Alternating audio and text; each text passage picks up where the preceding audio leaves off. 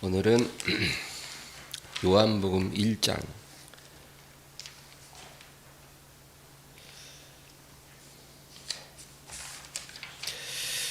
앞으로 이제 화요일 목요일은 요한복음을 쭉 해보려고 합니다. 그래서 평일에는 이제 책별로 이제 쭉 이어서 하고 그렇게 말씀을 전해보려고 합니다.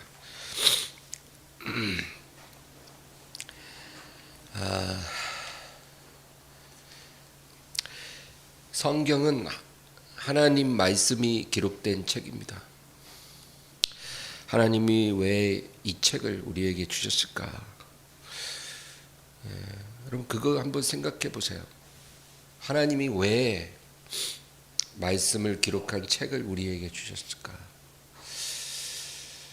우리가 이 책의 내용을 살펴보면 하나님이 이 책을 주신 목적을 알 수가 있습니다. 이 책은 한 사람에 대해서 증언하는 책입니다. 여러분 한 사람에 대해서 설명하기 위해 이렇게 두꺼운 책 한 권이 필요하다는 건 참 대단한 거죠.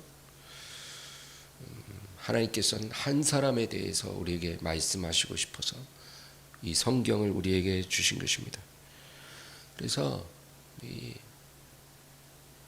성경이 말하는 이 한 사람, 이 사람이 모든 문제의 답이다. 그 얘기예요. 바로 이 사람에 대해서 너희가 알아야 한다. 이 사람이 너희 모든 문제의 답이고 너희의 구원이고 너희 생명이고 너희의 행복이고 너희의 모든 존재의 의미가 될 것이다. 이 사람에 대해서 아는 것이 모든 문제의 해결책이 될 것이다. 그렇게 하나님께서 말씀하신다 그거예요. 그래서 우리가 여러분 성경을 언제까지 읽어야 될까요? 성경은 10번 읽으면 된다. 50번 읽으면 된다. 그게 아니에요. 성경은 성경 안에 묘사하는 그분이 보일 때까지 읽어야 돼요.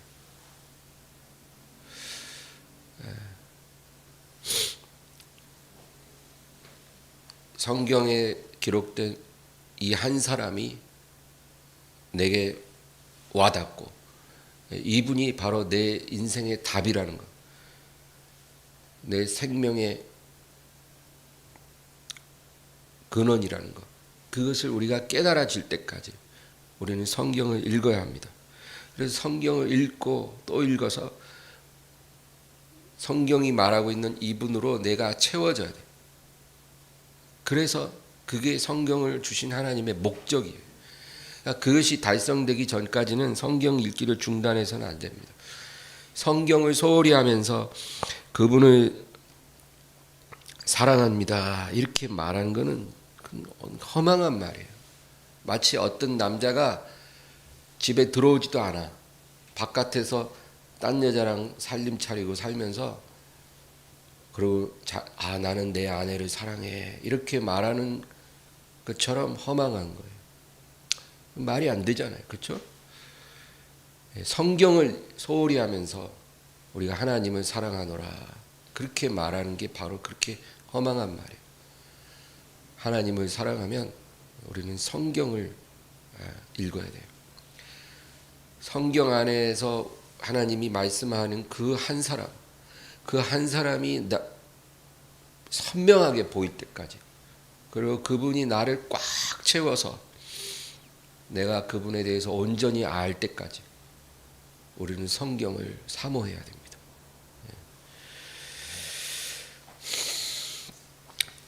오늘 우리가 이제 시작할 요한복음은 그 요한복음의 주제는 그는 누구인가예요.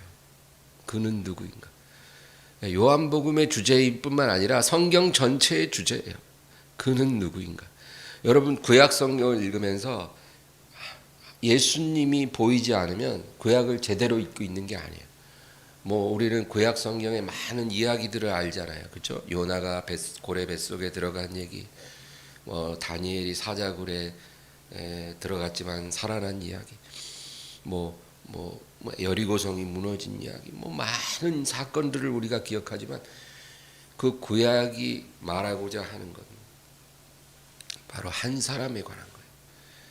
우리가 구약을 그렇게 읽어질 때 구약을 우리는 이해하는 거예요. 그냥 구약이 하나의 스토리로만 들려지면 우리는 구약을 아직 모르는 겁니다. 요한복음의 주제는 그는 누구인가. 근데 성경에는 복음이라고 표현된 책이 4권이 있잖아요. 사람들은 이 4권이 어떻게 다른지를 잘 몰라요. 이 복음서는 다 예수님에 대해서 말을 합니다. 그런데 예수님을 이야기하지만 그 강조하는 그 포인트가 틀려요. 예를 들면 마태복음은 예수라는 사람이 있었다. 그는 누구인가? 그는 유대인의 왕이셨다. 유대인의 왕으로 이 세상에 오신 분이었다. 거기에 초점을 딱 맞춘 거예요. 그럼 마가복음은 뭐냐? 그는 누구인가? 예수라는 사람이 있었는데 그는 이 세상에 영광을 받으려고 오신 분이 아니고 고난을 받으려고 오신 분이다. 고난에 초점을 맞춘 거예요. 그가 당한 고난에 대해서. 그게 마가복음이에요. 그럼 누가복음은 뭐냐? 예수라는 사람이 있었다. 그는 하나님이셨지만 완벽한 사람으로 이 세상에 계셨다. 완벽한 사람이셨다. 그걸 초점을 딱 맞추고 있는 거예요. 그럼 요한복음은 뭐냐? 예수라는 사람이 있었어요. 그런데 그는 사람이지만 완벽한 하나님이셨다. 그 예수님의 신성에 초점을 딱 맞추고 예수님을 말하고 있는 거예요. 그러니까 비슷한 말을 하는 것 같아도 그 초점이 조금 다른 거죠. 그래서 하나님이 복음서를 4개를 주신 거예요. 한 사람을 묘사하는데 하나는 앞에서 그 사람을 묘사하고 하나는 오른쪽에서 보고 묘사하고 하나는 왼쪽에서 묘사하고 하나는 뒤쪽에서 묘사하고 이렇게 다르듯이 예수님을 온전히 설명하기 위해 복음서가 4개가 필요했다는 거죠. 근데 이 요한복음이 제일 심오하고 어려워요. 그래서 우리가 요한복음을 더 연구할 필요가 있습니다. 우리 요한복음 1장 1절에서 5절까지 한번 읽어보겠습니다. 태초에 말씀이 계시니라. 이 말씀이 하나님과 함께 계셨으니 이 말씀은 곧 하나님이시니라. 그가 태초에 하나님과 함께 계셨고 만물이 그로 말미암아 지은 바 되었으니 지은 것이 하나도 그가 없이는 된 것이 없느니라. 그 안에 생명이 있었으니 이 생명은 사람들의 빛이라. 빛이 어둠에 비치되 어둠이 깨닫지 못하더라. 태초라는 것은 시간 이전을 말합니다. 시간이라는 개념이 발생하기 전, 그것이 언제를 말하는지 우리는 몰라요. 그냥 영원 전이라고 보면 돼요. 그 태초에 하나님이 계셨는데 그 하나님과 함께 말씀이 계시더라는 거예요. 이 말씀은 곧 하나님이시다. 태초에 말씀이 계신데 이 말씀이 하나님과 함께 계셨어요. 근데 이 말씀이 곧 하나님이래요. 얼마나 어려운 말이에요, 이게. 그래서 태초부터 계신 하나님이 계시고 그리고 그 옆에 말씀 하나님이 같이 계셨다. 이 말씀 하나님도 이 태초에 계신 하나님과 동등한 하나님이십니다. 한 하나님이시다. 분리되나 하나이신 그런 관계에 말씀 하나님이 계셨더라. 그 얘기예요. 그리고 만물이 그로 말미암아 지음을 받았더라. 그러니까 이 말씀 하나님은 태초부터 계신 하나님과 함께 만물을 창조하신 그런 창조의 능력이셨다. 그리고 그 안에 생명이 있었고, 그러니까 만물을 창조하실 뿐 아니라 생명을 창조하시는 거예요. 예. 천지 만물 다 지으셨을 뿐만 아니라 생명을 창조하신 하나님. 그리고 이 분은 곧 사람들의 빛이라 그렇게 표현해요. 그러니까 사람들에게 비춰지는 빛이셨다. 네, 참으로 심오한 표현이죠. 이것이 바로 한 사람에 대한 묘사예요. 어떤 한 사람이 있어요. 근데 그 사람은 뭐 고향이 어디고 뭐 국적이 뭐고 성격은 어떻고 뭐 이렇게 묘사하면 우리가 받아들일 수 있어요. 그렇죠? 근데 어떤 한 사람이 계셨는데 그분은 태초부터 계신 하나님과 함께 계셨고, 그분은 말씀이라고도 불리시는데 그분 안에 생명이 있었고, 그리고 그로 말미암아 모든 만물이 다 지음 받았고, 그리고 그는 사람들에게 비춰지는 빛이십니다. 이렇게 내가 한 사람을 이야기하면 여러분은 너무 황당해서 받아들이기가 어려울 거예요. 이런 묘사를 어떻게 사람에게 할 수 있겠어요? 근데 지금 성경은 한 사람에 대해서 이렇게 묘사를 하고 있다, 그 얘기예요. 그리고 이 빛이 사람들에게 비춰졌는데 사람들이 깨닫지 못하였더라. 5절을 보면 빛이 어둠에 비치되 어둠이 깨닫지 못하더라. 빛이 비춰도 빛을 보지 못하는 거예요. 이런 상황이 있다라는 거죠. 바로 예수님이 이 세상에 오셨을 때 그런 일이 일어났어요. 태초부터 계신 말씀 하나님이 빛으로 이 세상에 오셨는데 사람들이 그 빛을 보고도 깨닫지 못했어요. 여러분, 예를 들어 이런 거예요. 지하 동굴에 사람들이 엄청나게 갇혀져 있어요. 캄캄한 지하 동굴에 수많은 사람들이 갇혀 있는데 뭐 언제부터 거기 있었는지 알 수도 없어.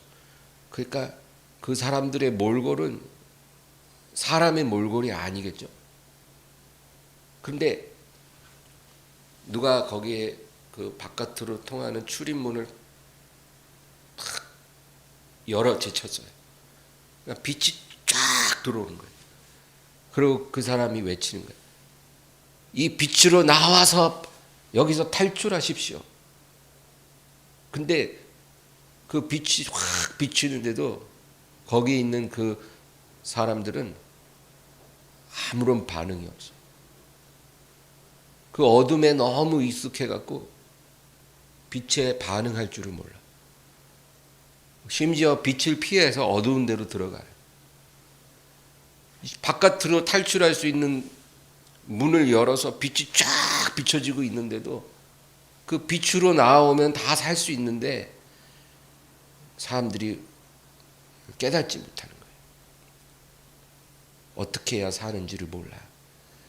그런 상황이 벌어지는 거예요. 그게 바로 예수님이 이 세상에 오신 것이 그랬다는 거죠.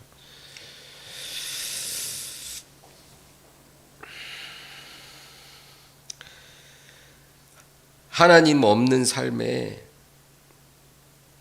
오랜 세월 길들여져 있는 거예요. 하나님 없이 사는 것에 길들여졌어요. 그래서 진리, 은혜와 진리가 딱 다가왔을 때 어떻게 반응해야 될지 사람들이 당황하는 거예요. 우리는 하나님의 은혜와 진리 속에서 살도록 지음을 받았지만 너무나 오랜 세월 그것부터 분리돼서 살다가 그것을 만났을 때 우리는 거기에 반응을 하지 못한다. 그것이 바로 우리의 현실이다, 그 얘기예요. 6절에서 14절까지 우리 읽겠습니다. 하나님께로부터 보내심을 받은 사람이 있으니 그의 이름은 요한이라. 그가 증언하러 왔으니 곧 빛에 대하여 증언하려.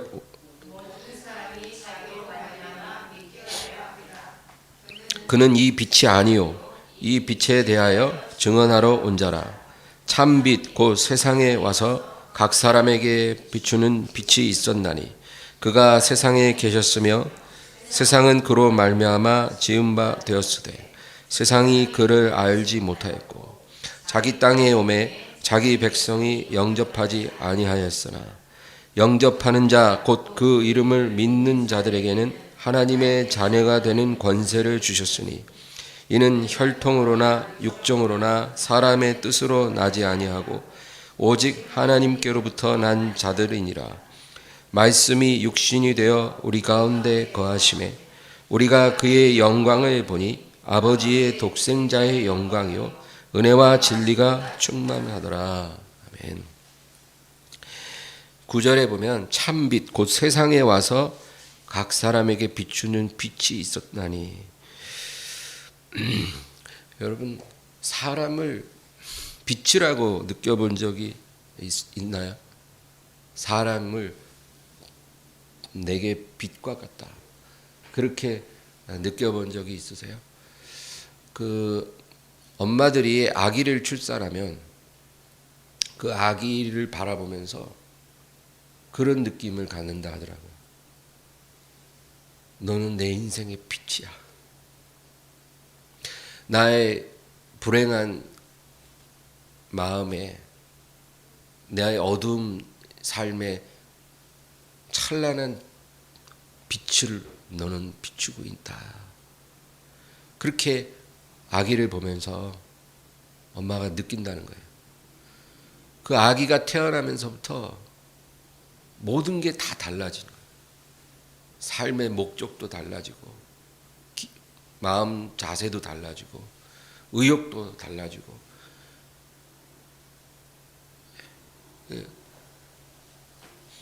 또 사랑하는 사람을 그렇게 느끼기도 하죠. 그렇죠? 제가 좋아하는 팝송 제목 중에 You Light Up My Life라는 제목이 있는데 너는 나의 인생의 빛을 비추었다. 이런 뜻이죠. 사람이 우리에게 빛이 될 수도 있어요. 그런데 여러분 이런 빛은 영원한 빛은 아니에요. 한때는 찬란하게 빛났지만 그러나 그 빛이 약해져요. 변해요. 그런데 각 사람에게 와서 비치는 참 빛이 있다라는 거예요. 이 빛은 약해지지도 않고 꺼지지도 않아요. 오히려 시간이 흐를수록 더 강렬하게 빛나는 빛. 처음에는 작은 빛처럼 느껴졌지만 신락 같은 빛으로 보이지만 그 빛이 점점 강렬해져. 바로 예수님이 바로 그런 분이십니다. 예수님이 각 사람에게 와서 비치는 참 빛이셨어요. 여러분 우리가 예수님을 내 인생의 빛과 같은 분입니다라고 고백할 수 있어야 돼요. 우리가 예수님을 그렇게 만나야 우리가 예수님을 떠나지 않아요. 여러분 가늠하다가 잡힌 여인 있잖아요. 이 여인에게는 예수님이 바로 그런 분이셨어요. 가늠하다가 잡히면 그 당시에는 그냥 남자들에 의해서 돌로 맞아 죽어요. 근데 예수님이 이 여인과 그 돌을 들고 다가오는 남자들 사이에 들어오신 거예요. 이제 남자들에 의해서 돌에 맞아 죽을 수밖에 없는데 예수님이 그 사이에 딱 들어오시더니 바닥에 뭐라고 쓰는 거예요. 아마도 그 남자들의 죄겠죠. 은밀한 죄, 감추어진 죄. 그런 죄를 예수님이 쫙 기록하더니 너희 중에 죄 없는 자는 이 여자를 돌로 치라. 그러니까 아무도 돌을 던질 용기를 못 내고 돌을 던지고 다 돌아가더라. 예수님이 이 여인을 쳐다보면서 난 너를 정죄하지 않는다. 네가 무슨 잘못을 저질렀는지 나는 말하고 싶지 않다. 그건 너와 나와의 관계에서 중요한 게 아니야. 내가 너에게 원하는 것은 이 시간 이후로 너의 마음이 달라지기를 원해. 이 시간 이후로는 너의 생각도 삶도 변하기를 원해. 난 그걸 너에게 원하는 거야. 네가 새로워질 수 있겠니? 그렇게 예수님이 여인에게 말을 하신 거예요. 그때 여인은 빛을 봤어요. 어둡고 암울한 자기 인생에 한 사람이 빛으로 올 수 있다는 걸 깨달았어요. 그리고 이 여인은 예수님 앞에서 결심했어요. 달라지기로. 아마 저는요, 그런지 아닌지 모르겠지만, 그 바리새인 시몬의 집에서 예수님이 식사하실 때 예수님 발치로 다가와서 발등에 입 맞추고 그 옥 향유를 발에다 부어드린 그 죄인 여자가 이 여인이 아니었을까? 그런 생각도 들어요. 그럴 충분히 개연성이 있어요. 이 여자에게는 예수님이 빛이에요. 자기를 있는 그대로 받아준, 그리고 자기를 품어준 빛이에요. 그러니까 그분을 위해서 자신의 모든 걸 다 드리고 싶었던 거죠. 바로 예수님이 그런 분이에요. 삭개오도 마찬가지죠. 이 삭개오라는 남자를 좋아하는 사람이 아무도 없어요. 그는 아주 개같이 벌어서 부를 축적한 사람. 그런데 그 삭개오를 불러요. 삭개오야, 내려오라. 내가 너의 집에 오늘 밤 머물러야 되겠다. 자기를 그렇게 허물없이 대해주는 사람을 처음 만났어요. 여러분, 예수님은 어느 누구도 이해할 수 없고 감싸줄 수 없는 그런 것을 하시는 분이에요. 우리의 가장 깊은 상처를 감싸주시는 분이에요. 가장 깊은 고통을 감싸주시는 분이에요. 그래서 이 예수님을 만나면 그분이 바로 우리에게 비춰지는 참 빛이시다, 그 얘기입니다.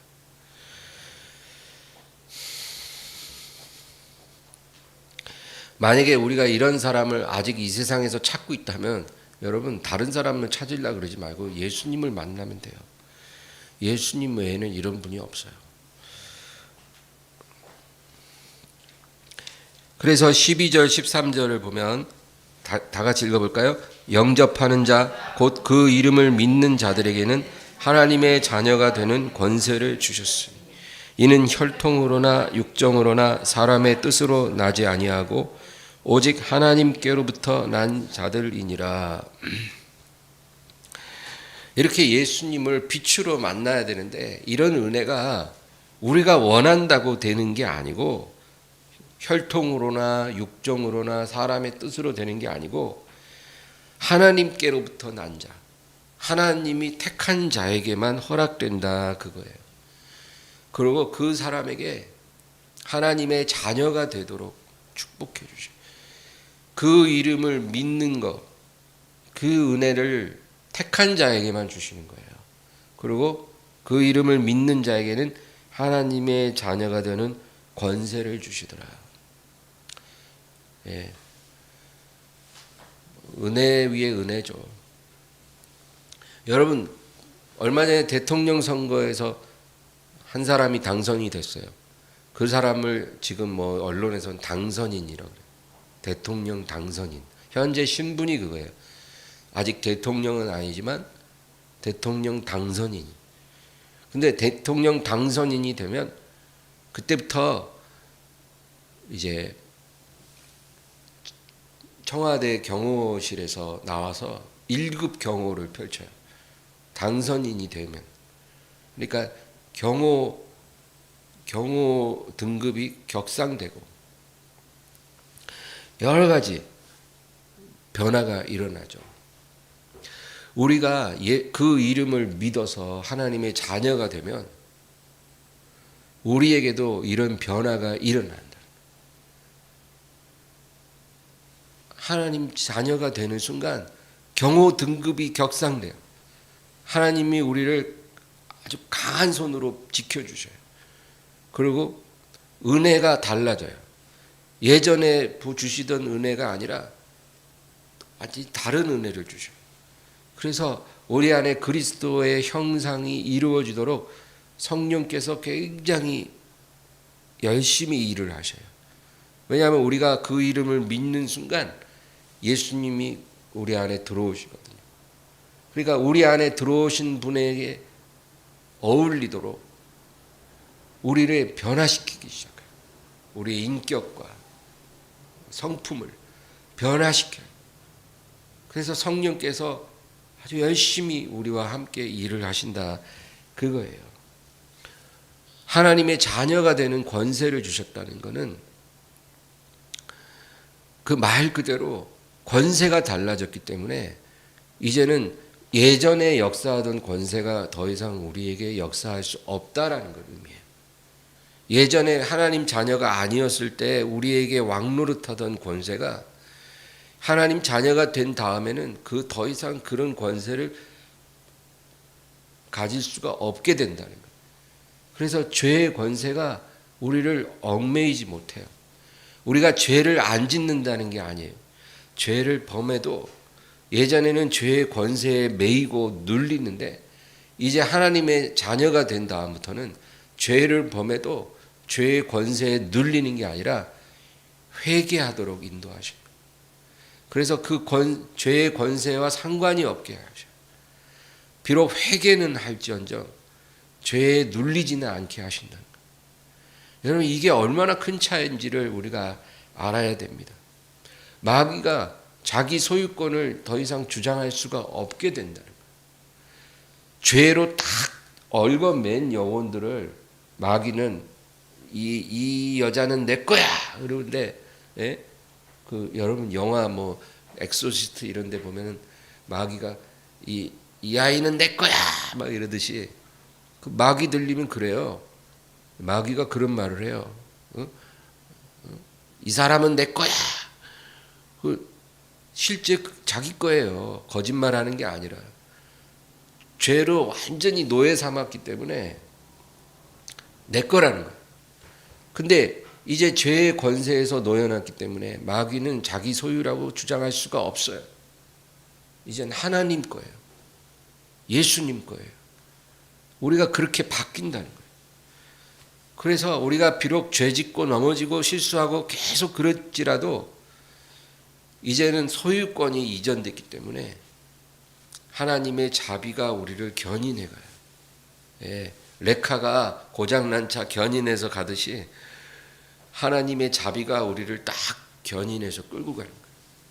할렐루야. 이 은혜를 우리가 받은 거예요. 그 이름을 믿는 자에게는 하나님의 아들이 자녀가 되는 권세를 주셨더라. 이게 혈통으로나 육정으로나 사람의 뜻으로 되는 게 아니다. 여러분, 믿음은 별거 아닌 것 같아도 굉장히 신비롭습니다. 왜냐하면 우리가 그 이름을 믿는다는 그거는 이게요, 인간의 지능이나 지혜로 되어지는 게 아니에요. 머리 좋다고 똑똑하다고 공부 잘한다고 예수님을 믿는 게 아니에요. 그런 사람들한테 전도해 보세요. 믿나? 안 믿어요. 그렇게 머리 좋은데 똑똑한데 예수님을 못 믿어요. 아무리 전해도 받아들이질 못해요. 근데 희한하게 예수님을 전하면 그걸 믿고 받는 사람들이 있더라는 거예요. 이 사람들은 인간적으로 그렇게 대단한 사람들은 또 아닌데 그렇게 믿음을 잘 받아요. 이게 뭐냐? 인간의 혈통이나 육정이나 사람의 뜻으로 되는 게 아니라 하나님의 뜻으로 선택을 받았기 때문에 그렇게 된 거예요. 그게 믿음의 신비로움이에요. 여러분, 나사렛 예수를 믿는다는 거 보통 일 아니죠. 여러분, 예수님이 어떤 모습이었는가? 예수님은 목수였어요. 목수. 나사렛이라는 저 낙후된 동네에 사시던 목수였어요. 그리고 예수님 마른 땅에서 나온 뿌리같이 볼품 없는 분이에요. 좋은 모양도 풍채도 없었어요. 그리고 예수님은 아주 허름한 옷을 입고 다니고, 그리고 얼굴은 검게 기울이고, 손도 노동자 손처럼 거칠었어요. 여러분, 노가다 하는 남자들 손 봤죠? 저처럼 이렇게 보들보들한 손이 아니라 아주 뼈마디 굵고 흉한 그런 거친 손, 노동을 많이 한 손, 그런 손을 갖고 계셨어요. 예수님 아주 낡은 샌들을 신고 다닌 그 샌들 발등에 먼지가 다 덮여져 있어요. 누가 봐도 정말 그렇게 멋지지 않았어요. 그런 분이에요. 그런 분을 뭐라고 소개하냐면 태초부터 계신 말씀 하나님이고, 그 안에 생명이 있었고, 그리고 사람들에게 비추는 빛이셨다. 만물이 그로 말미암지 않고는 지은 바 된 게 없고, 그는 어둠이 있는 영혼들에게 비추시는 빛이셨습니다. 이렇게 설명을 하면 누가 믿겠냐고요. 그 허름한 목수가 그렇다면. 근데 그걸 듣고 믿은 사람들이 있더라는 거예요.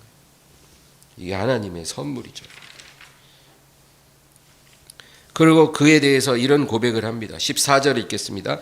말씀이 육신이 되어 우리 가운데 거하심에 우리가 그의 영광을 보니 아버지의 독생자의 영광이요 은혜와 진리가 충만하더라. 그 허름한 차림의 목수 예수를 보면서 말씀이 육신이 되어 우리 가운데 거하시는데 우리가 그를 보니 아버지의 독생자의 영광이요 은혜와 진리가 충만하시더라. 이렇게 고백하며 믿을 수 있는 사람은 여러분, 그건 지능이나 지혜로 되어지는 게 아니에요. 하나님의 은혜예요. 선물이에요. 우리가 예수님을 그렇게 지금 믿고 이 자리에 있다는 것은 그게 우리가 얼마나 큰 축복을 받았다는 것, 우리가 깨달아야 돼요. 자, 이제 15절에서 18절 읽겠습니다. 요한이 그에 대하여 증언하여 외쳐 이르되 내가 전에 말하기를 내 뒤에 오시는 이가 나보다 앞선 것은 나보다 먼저 계심이라 한 것이 이 사람을 가리킴이라 하니라. 우리가 다 그의 충만한 데서 받으니 은혜 위에 은혜로라. 율법은 모세로 말미암아 주어진 것이요 은혜와 진리는 예수 그리스도로 말미암아 온 것이라. 본래 하나님을 본 사람이 없으되 아버지 품속에 있는 독생하신 하나님이 나타내셨느니라. 여기 17절 보면 율법은 모세로 말미암아 주어진 것이요 은혜와 진리는 예수 그리스도로 말미암아 온 것이라. 여러분, 이스라엘 사람들에게 모세는 국부와 같아요. 국부. 그래서 모세를 모욕하면은 돌로 맞아요. 근데 오늘 말씀이 뭐라 그래요? 율법은 산에서 내려온 모세로 말미암아 하나님이 우리에게 주신 것이고 은혜와 진리는 하늘에서 내려온 예수로 말미암아 우리에게 주셨더라.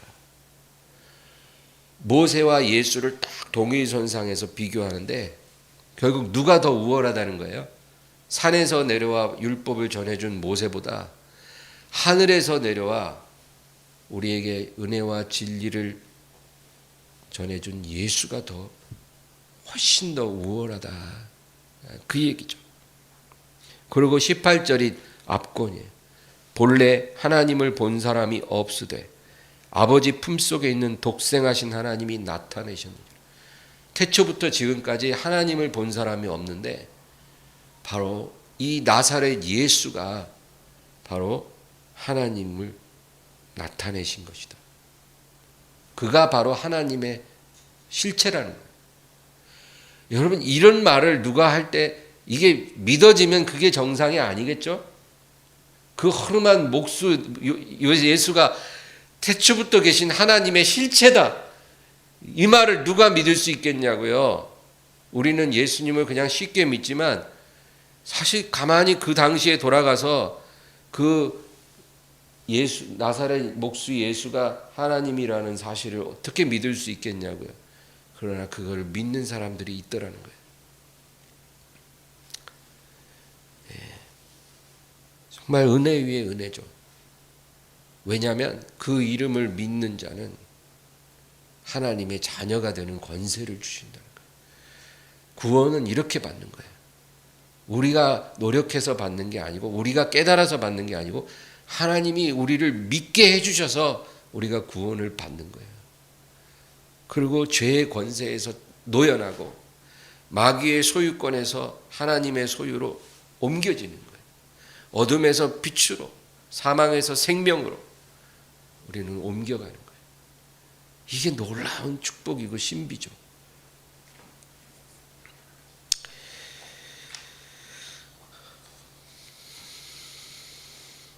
여러분,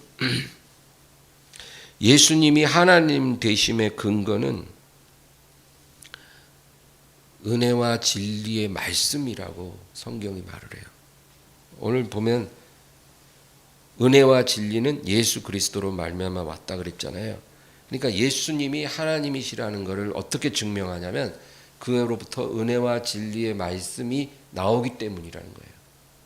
예. 모세는 율법을 전해줬지만 이분은 우리에게 은혜와 진리의 말씀을 전해주셨더라.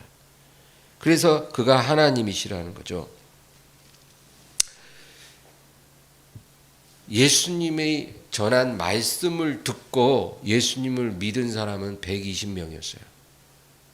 예수님이 전하는 말씀을 듣고 그 말씀을 믿어서 하나님 자녀가 된 사람들은 딱 120명. 그 사람들은 예수님이 십자가에 죽으시고 부활한 후에도 떠나지 않고 남아 있었어요. 그러나 예수님이 행하시는 기적을 보고 예수님이 만들어낸 떡을 보고 예수님을 따르던 사람들은 예수님이 잡히셨을 때 다 사라졌어요. 여러분 그걸 보세요. 예수님이 공생애 때는 정말로 사람이 발로 밟힐 만큼 그렇게 몰려왔어요. 수십만 명. 그리고 예수님 옥자락에다도 손을 대보겠다고 그렇게 애를 쓰고, 그리고 조금 해당장이라든지 사내들인 공의회원이라든지 이렇게 지위가 있는 사람, 백부장이라든지 이런 사람들만 어떻게 12제자에게 선을 대가지고 예수님과 독대할 수 있었지, 보통 사람들은 예수님 만나보기도 힘들었어요. 그런데 이 대부분의 사람들은 다 예수님이 행하는 그 능력을 보고 예수님을 따라온 거예요. 그 떡으로 배부르고 예수님의 행하시는 능력으로 놀랐기 때문에 예수님을 따른 거예요.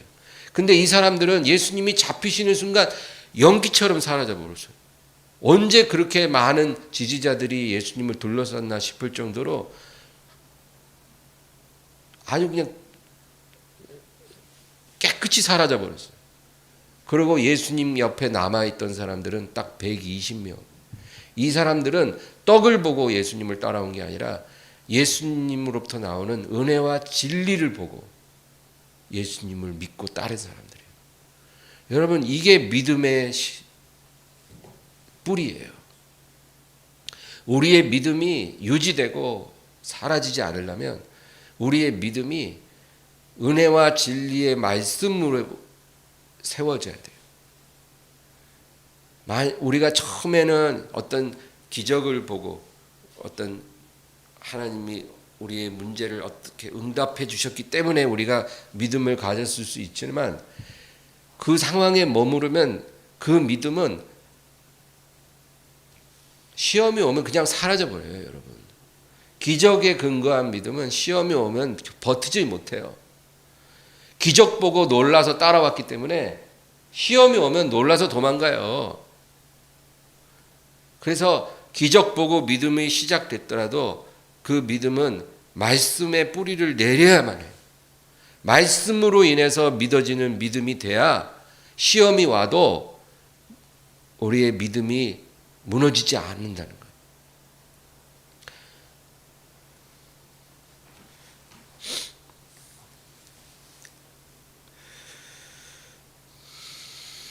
그래서 제가 종종 어떤 비유를 드냐면 우리가 장작불을 붙일 때 장작불을 붙이려면 처음에는 종이에다가 불을 붙여야 돼요.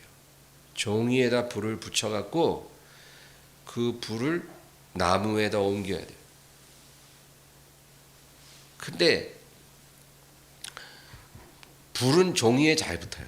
나무에는 바로 불이 안 붙어요. 그러나 그 불이 유지되려면 반드시 나무에 불이 붙어야 그 제대로 된 불이 유지되는 거예요. 종이에 불 붙이는 거는 겉으로는 확 타오르는 것 같아도 바람 한 번 불면 다 꺼지는 불이에요. 그 불은. 그러니까 우리가 기적을 보고 믿음을 가지면 그건 종이에 불 붙인 거나 똑같아요. 그 믿음은 바람 앞에 무기력해요. 그러나 우리의 믿음이 말씀으로 세워지기 시작하면 그때는 이제 장작에 불이 붙었기 때문에 어지간한 바람이 와도 꺼지지를 않아요. 우리 믿음이 그런 믿음이 돼야 된다. 그 얘기입니다. 자, 그 다음에 이제 19절에서 28절까지만 하고 마치겠습니다. 19절에서 28절이요.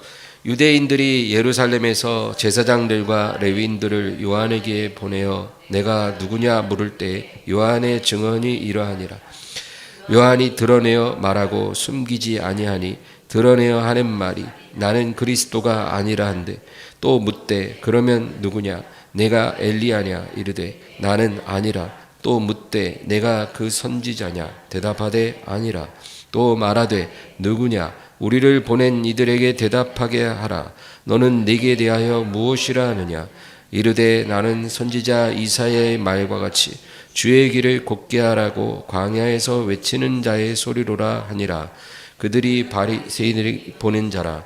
또 물어 이르되 내가 만일 그리스도도 아니요 엘리야도 아니요 그 선지자도 아닐진데 어찌하여 세례를 베푸느냐.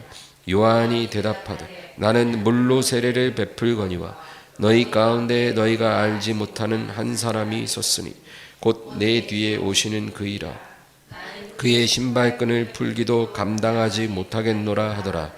이 일은 요한이 세례 베풀던 곳 요단강 건너편 베다니에서 일어난 일이니라. 아멘. 예수님이 사역을 시작하기 전에 세례 요한이 먼저 왔어요. 세례 요한이 와서 낙타 털옷을 입고 그리고 광야에서 외치고 또 요단강에서 세례를 주었어요. 사람들이 와서 세례 요한에게 물어요. 너는 누구냐? 너는 너를 누구라 하느냐? 엘리야냐? 아니라 누구냐? 그러니까 나는 주의 길을 곧게 하라고 광야에서 외치는 자의 소리라. 주의 길을 곧게 하라고 광야에서 외치는 소리라. 예수님을 예비하기 위해서 세례 요한이 먼저 온 거예요. 그래서 그분의 사역을 위해 준비했다는 거예요. 준비. 여러분, 요나 선지자는 니느웨 성에 가서 하룻길을 가면서 걸어가면서 선포를 했어요. 회개하라. 회개하지 않으면 40일이 지난 후에 이 성이 무너지리라. 근데 세례 요한은 광야에서 외쳤어요. 그리고 사람들이 사방에서 그에게로 몰려온 거예요. 어떤 모양으로 외치든지 간에 요나도 세례 요한도 죄를 책망하는 그런 설교를 했다는 거예요. 죄를 책망했어. 회개하라. 하나님께 돌아오라.